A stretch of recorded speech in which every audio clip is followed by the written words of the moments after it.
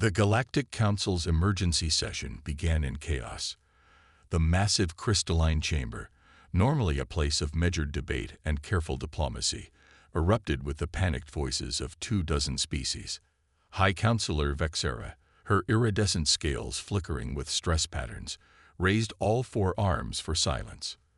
"The silence spreads," she announced, her translator struggling to convey the gravity in her subsonic frequencies. 3 more systems have gone dark in the past rotation. The quantum barrier network has failed. We need— She paused, her inner eyelids flickering rapidly— alternatives. The chamber erupted again. The silence had appeared 6 cycles ago, consuming everything in its path. Not through violence or invasion, but through something far more insidious. It simply erased things from existence. Whole planets would go quiet, their quantum signatures vanishing as if they had never been. No debris, no radiation, no traces, just absence. "The archivists have found something," Vexera continued when the clamor subsided. "In their search through prohibited space, they discovered a system we had overlooked." The main holographic display activated, showing an unremarkable yellow star. Then it zoomed in on the 3rd planet, and the chamber fell truly silent for the first time. The world that appeared was an impossibility. Massive storm systems swirling across its surface, active volcanic chains visible from space, and vast oceans of corrosive dihydrogen monoxide.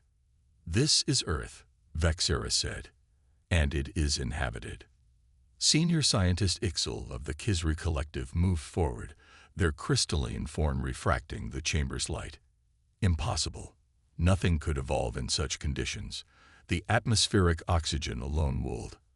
Not only did life evolve there, Vexera interrupted, but it produced an intelligent species, one that has already achieved primitive spaceflight. The display shifted, showing grainy footage of bipedal creatures moving across their world's harsh surface. They walked through storms, descended into oceans, and even deliberately entered areas of extreme temperature variation for something they called vacation. "These humans," Vexera continued, "have developed in isolation on what we would classify as a death world. Their cellular structure, their biology, everything about them has been shaped by constant survival pressure. And most importantly," she paused for effect, "they emit no quantum signature." The implications hit the chamber like a gravitational wave. Every spacefaring race relied on quantum technology. For communication, for navigation, for basic survival. It was what made them detectable to the silence. But these humans, evolving on their isolated death world, had developed along completely different lines. "They're primitive," objected Council Member Zixtal, their energy form pulsing with dismissal. "Their technology is centuries behind ours. They still use combustion engines and binary computing." "Their technology is primitive," agreed Vexera, "but their adaptability is unprecedented. Watch." The display showed more footage. Humans recovering from devastating injuries that would have killed most species, surviving in environmental conditions that should have been instantly fatal, and most impressively, constantly innovating new solutions to problems that arose. "They call it engineering," Vexera explained. "While we perfect single solutions, they create dozens of imperfect ones and somehow make them work together. While we seek harmony with our environments, they reshape everything around them to suit their needs. They are," she searched for the right word, "chaos adapted." The chamber erupted in discussion again. What Vexera was suggesting was unprecedented. Contact with a pre-quantum civilization went against every protocol. But the silence was spreading, and desperate times called for desperate measures. "There's more," Vexera said quietly, but her tone cut through the noise. "We've detected silence activity at the edges of their system. It's as if it's avoiding direct contact. We think it can't detect them, but it knows something is there. We have perhaps 3 rotations before it realizes what makes this system different." "You want to make contact," Ixel said. It wasn't a question. "I want to learn from them," Vexera corrected. Their chaotic adaptation, their ability to survive what should be unsurvivable. These could be the keys to our survival. But we must act quickly. The vote was taken. For the first time in the Council's history, every member voted in agreement. Operation First Contact would begin immediately. The human called Sarah Chen was having a spectacularly bad day even before the aliens arrived. As director of NASA's Deep Space Monitoring Program, she was trying to explain to yet another congressional committee why they needed more funding for the quantum anomaly detection grid. The disruptions we're detecting aren't natural phenomena, she insisted, pointing to the holographic display. Something is systematically erasing quantum signatures from space. If it reaches us. The committee chairman's dismissive response was interrupted by every electronic device in the room activating simultaneously. On every screen, in every language on Earth, the same message appeared. We come seeking help. Your chaos may be our salvation. Chen looked at her quantum readings and smiled. Finally, she thought, someone else sees it too. The next 48 hours were a blur of global panic, military posturing, and hastily assembled first contact protocols. When the Galactic Council's delegation finally landed on the carefully prepared site in neutral Switzerland, Chen was there as part of Earth's scientific team. The aliens were exactly as alien as she'd expected. A mixture of crystalline entities, energy beings, and biological forms that challenged human understanding of life itself. What she hadn't expected was their fear. It rolled off them in waves, visible even across the species barrier. You understand what comes, said the one who introduced herself as Vexara. It wasn't a question. We've been tracking the quantum erasures for months, Chen confirmed. We thought we were going mad. None of our models could explain it. Yet you created detection systems for it. Ixel observed, their crystalline form shifting in what might have been surprise. We create detection systems for everything, Chen said simply. Especially things we don't understand. That's how we survived our world. We never assume we know all the threats. The aliens exchanged looks that somehow conveyed volumes despite their physiological differences.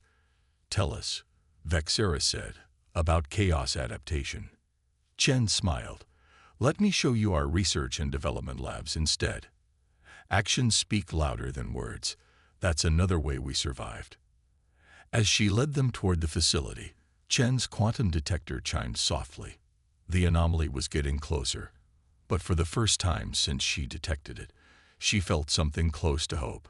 Humanity had spent its entire existence turning chaos into advantage. Perhaps that was exactly what the galaxy needed right now. The underground facility beneath CERN hummed with an energy that had nothing to do with its massive particle accelerators. Sarah Chen stood before a mixed audience of human scientists and alien delegates, her hand steady as she manipulated the holographic display. This is what we call organized chaos theory, she explained, showing simulations of Earth's weather patterns. Our planet taught us that some systems are too complex for perfect control. Instead, we learned to work with the chaos, to ride it rather than fight it. Ixel's crystalline form vibrated with what might have been skepticism. Yet your technology is crude. Binary computing, chemical rockets, which work just fine in quantum dead zones, Chen interrupted, like the ones your silence creates. Sometimes crude is better than perfect. Perfect breaks. Crude adapts. The display shifted to show Earth's varied ecosystems. Our world tried to kill us in 1,000 ways, Chen continued. Extreme temperatures, natural disasters, predators, microscopic organisms. We didn't just survive. We turned each threat into an opportunity. Vexara moved closer to the display, her scales shifting through patterns of deep thought. Show us. Over the next several hours, Chen led them through humanity's greatest hits of adaptation and innovation. They saw footage of humans diving in the deepest oceans, scaling the highest mountains, and surviving in the harshest deserts. But it was the smaller examples that seemed to impact the aliens most. The way humans had turned deadly bacteria into medicines, transformed poisons into treatments, and repeatedly taken their greatest threats and made them into tools. Your species deliberately infects itself with weakened pathogens to build immunity, Zixtal observed, their energy form flickering with what might have been horror or admiration. You intentionally expose yourselves to radiation for medical imaging. You eat things that are technically poisonous because you enjoy the sensation. Capsaicin, Chen said, grinning. The chemical in hot peppers. It's literally a defense mechanism that we turned into a cooking spice. That's humanity in a nutshell. The meeting was interrupted by a young lieutenant bursting into the room. Director Chen, the quantum dead zone has accelerated. It's consumed the Proxima Centauri system. The alien delegates froze in various species-specific expressions of shock. Proxima Centauri had been their forward observation post, supposedly safe behind layers of quantum barriers. "Show me the data," Chen demanded. The lieutenant connected his tablet to the main display, and the room watched as graphs and readings painted a dire picture. The silence wasn't just expanding, it was learning, adapting its approach with each system it consumed. "It's displaying evolutionary behavior," Ixel said, their crystalline structure dimming with concern. "This shouldn't be possible." Chen was already moving, her fingers flying over multiple interfaces. "Lieutenant, get me the Chaos Theory Division. I want every simulation we've run on adaptive void patterns. And someone wake up Dr. Patil in Mumbai. Her quantum foam research just became our top priority." She turned to the alien delegates. "You've shown us your quantum technology. Now it's time for us to show you how humanity handles impossible problems. We need to set up joint research teams immediately. Your knowledge of quantum mechanics combined with our experience in chaos adaptation." "Impossible," Zixtal interrupted. "Our technological bases are too different. The knowledge gap is exactly what we need," Chen finished. "You've spent millennia perfecting quantum manipulation. We've spent our entire existence learning to work with systems we don't fully understand. Together, we might see solutions neither of us could find alone." Vexera raised her arms for attention. "Director Chen is right. We came to Earth because humans are different. Now we must embrace that difference." She turned to Chen. "How do we begin?" The next weeks were a crash course in cross-species cooperation. Human research facilities worldwide were paired with alien experts, each tackling the problem from different angles. In Mumbai, Dr. Patil worked with crystalline Kisru scientists to explore how quantum foam behaved in dead zones. At CERN, engineers collaborated with energy beings to develop detection systems that didn't rely on quantum signatures. But it was in a small lab in Auckland that the first breakthrough came. A team studying extremophile bacteria, organisms that survived in conditions that should have been lethal, made an observation that changed everything. The bacteria don't just survive. Dr. Maria Santos explained to Chen over a video call. They thrive by creating micro-dead zones around themselves, spaces where normal physics takes a back seat to biological imperatives. It's similar to how tardigrades survive in space. Chen felt a familiar excitement building, the sensation that preceded every major breakthrough. "Send me everything. And get me Dr. Lakshmi from the quantum biology department." That night, as Chen pored over the data in her office, Vexera found her. The alien high counselor had learned to read human body language well enough to recognize the intensity of Chen's focus. "You've found something," Vexera said. Chen looked up, her eyes bright with the fever of discovery. "Maybe. Your people have been treating the quantum realm and normal space as separate domains, right? But Earth's extremophiles suggest another possibility. What if we could create a controlled dead zone? A space where quantum effects can't propagate. A shield against the silence," Vexera breathed.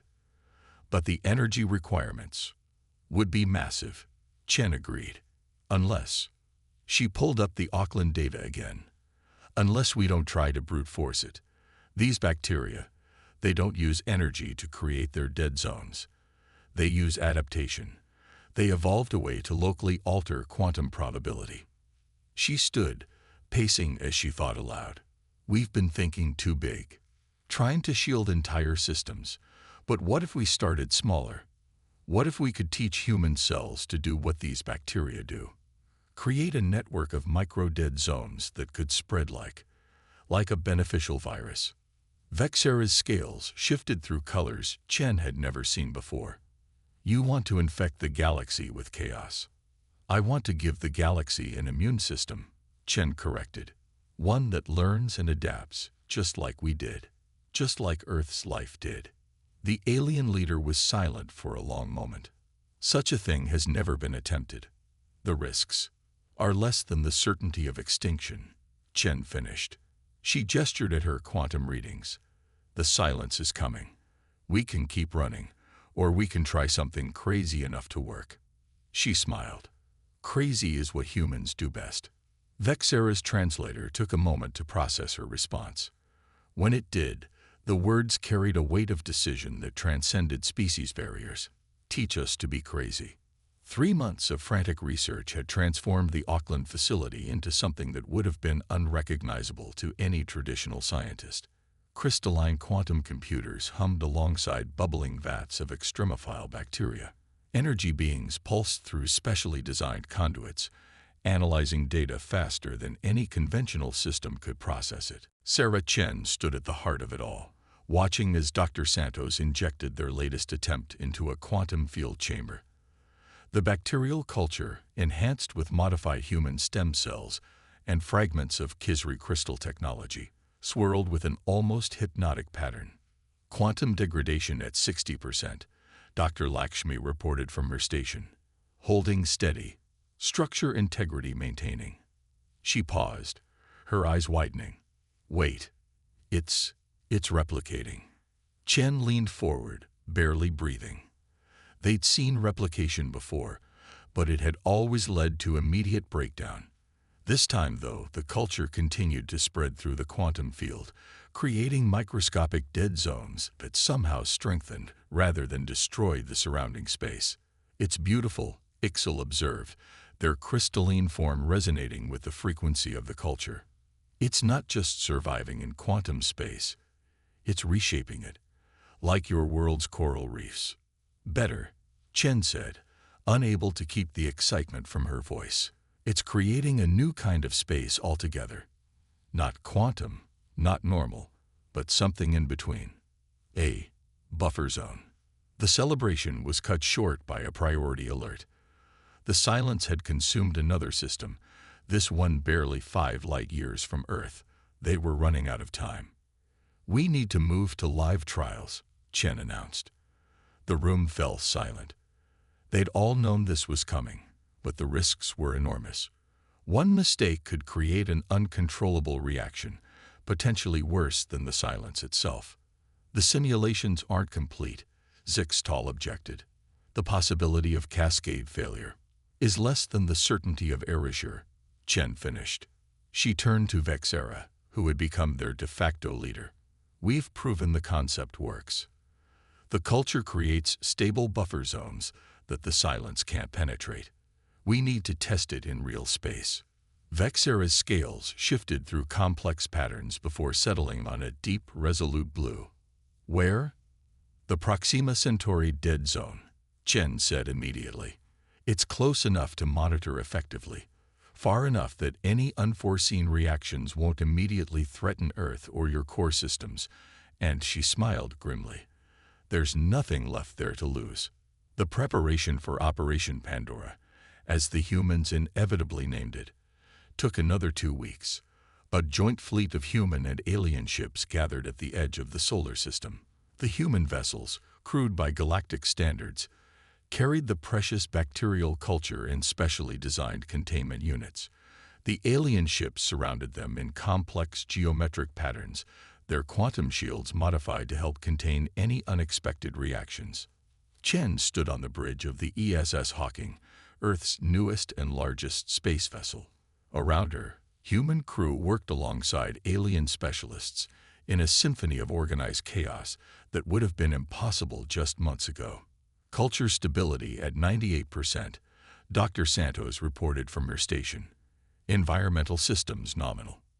Quantum field integrity holding. Added IXL from their crystalline interface. Buffer zone calculations complete. Chen took a deep breath. Everything they'd learned about survival on Earth had led to this moment. Begin deployment sequence.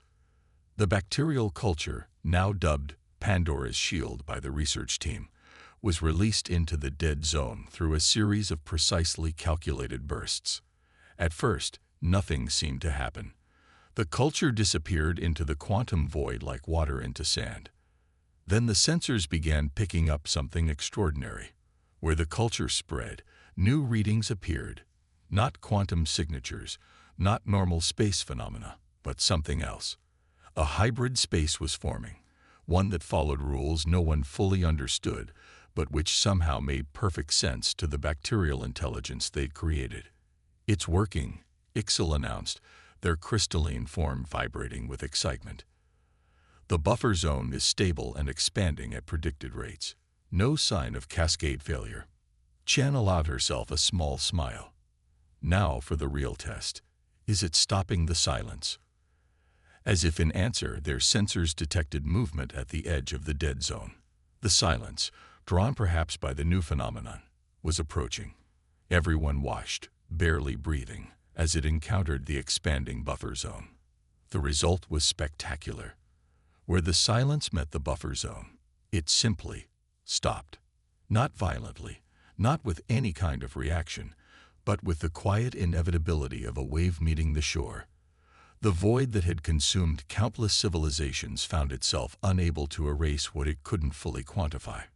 "Like antibodies," Dr. Santos whispered. "The culture isn't fighting the silence. It's making space itself immune to it." But their victory celebration was premature. At the edge of their sensors, something changed. The silence wasn't retreating.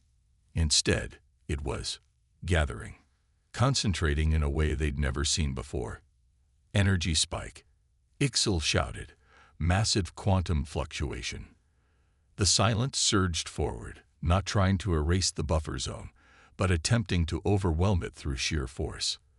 The bacterial culture responded, adapting and evolving in real time, just as they'd designed it to do. The battle between cosmic forces played out in silence, invisible to normal sensors, but shaking the very fabric of space-time. "The culture is evolving too quickly," Dr. Santos reported, alarm in her voice. "It's developing new properties we didn't predict. If it becomes too aggressive, it could become as dangerous as the silence itself." Chen finished. She stared at the sensor readings, her mind racing. They'd engineered the culture to adapt, to survive anything, just like humanity had. But they'd also given it something else, something uniquely human, the ability to change its own rules. "Dr. Santos, prepare a modified culture sample." "IXL, I need quantum field projections for a targeted insertion.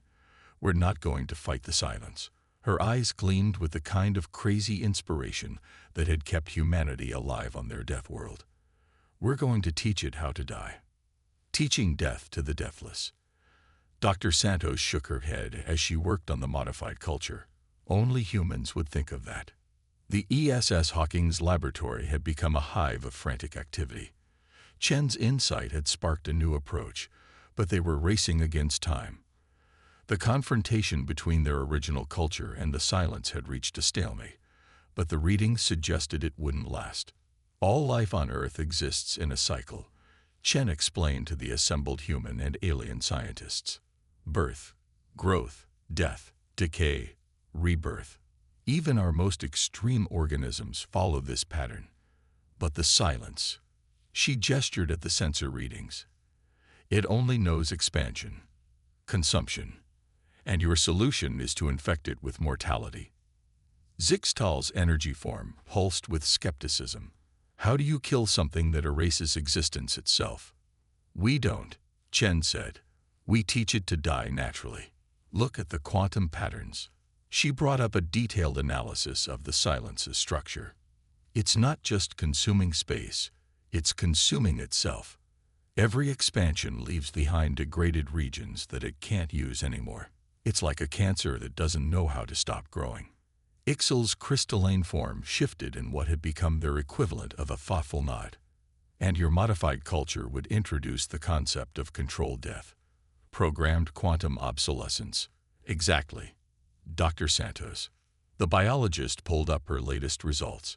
We've modified the extremophile base with elements of human apoptosis, programmed cell death.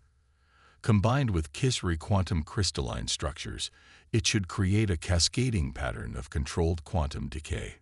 Should? Vexera asked. That's the best we can offer, Chen admitted. We're way beyond should and shouldn't now. We're in pure chaos adaptation territory. The alien leader's scales shifted through complex patterns before settling on a deep, determined purple. Then we trust in chaos. What do you need? The plan they developed was arguably the most insane thing humanity had ever attempted, which, given human history, was saying something. They would use the original culture as a distraction, keeping the silence engaged, while they prepared a precisely targeted insertion of the modified strain.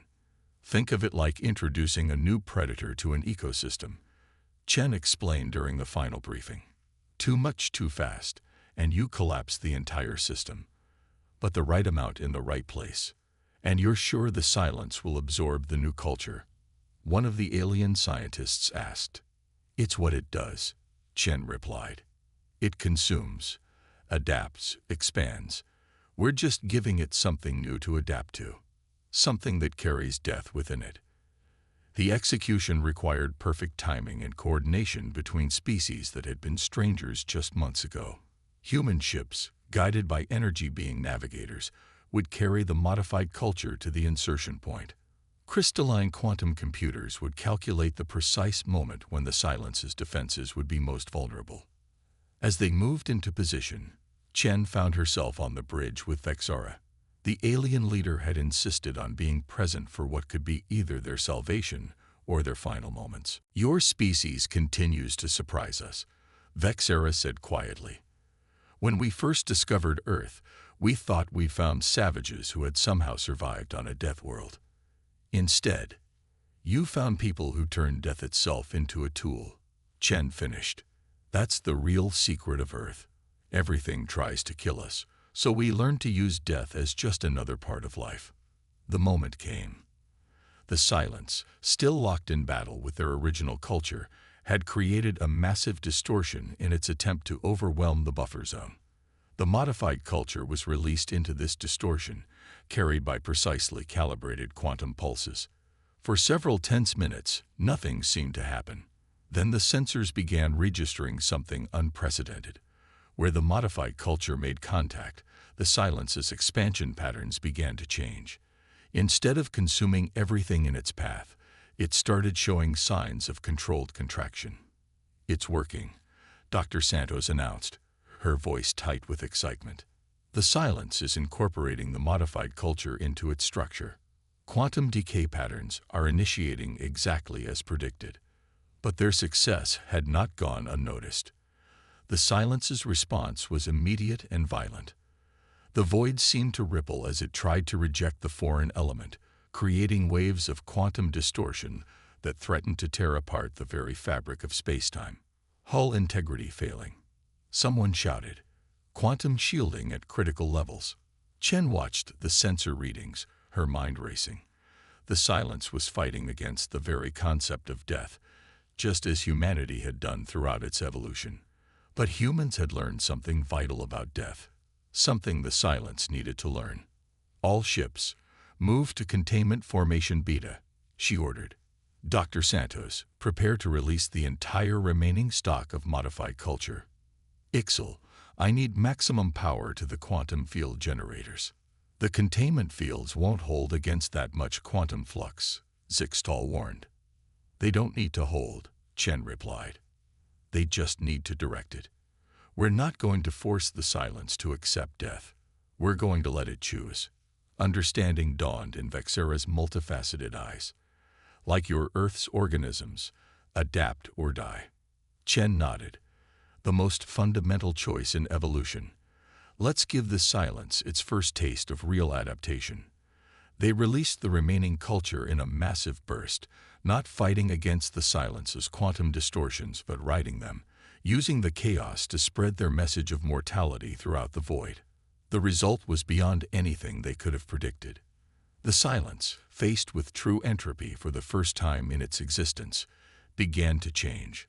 Not just its structure, but its very nature. The mindless expansion began to show patterns, purpose. The endless consumption transformed into cycles of growth and decay. It's not just adapting, Ixel observed in wonder. It's evolving. Becoming something new. Something that understands limits, Chen added. Something that can learn to live rather than just consume. She turned to Vexera. Your people have been running from death for so long, you forgot its most important lesson. Sometimes you have to die a little to truly live. The alien leader's scales shifted to a color Chen had never seen before, one that seemed to contain both darkness and light, ending and beginning. Perhaps, Vexera said softly, that is why the universe guided us to Earth after all. 1 year after the silence's transformation, Sarah Chen stood before the Galactic Council, no longer as a primitive curiosity, but as Earth's first official representative. The crystalline chamber, once a place of panic and desperation, now hummed with an energy of renewal and discovery. The transformed regions continue to stabilize, she reported, manipulating the holographic display to show the former dead zones. Where emptiness had once reigned, new patterns of space-time had emerged. The silence had not disappeared. Rather, it had evolved into something unprecedented. A cosmic ecosystem that existed in the balance between quantum and normal space. These buffer zones, Chen continued, are neither dead nor alive in any traditional sense. There's something new, something that could only exist because we taught entropy itself how to adapt. Through death, Ixel observed, their crystalline form refracting the patterns from the display. By accepting limitation, the silence learned to truly live. The irony wasn't lost on anyone present. The most advanced civilizations in the galaxy had fled from death for millennia, pushing ever deeper into quantum manipulation in their quest for permanence. It had taken a species from a death world, one that had never escaped mortality, but had instead learned to embrace it, to show them a different path. We've begun detecting new phenomena in the transformed zones, Chen announced, bringing up fresh data. Spontaneous quantum normal space interactions that follow patterns similar to Earth's evolutionary systems. The zones aren't just stable, they're becoming nurseries for entirely new forms of existence. The council chamber erupted in excited discussion. The implications were staggering. What had begun as a desperate attempt to survive had opened up entirely new frontiers of science and exploration.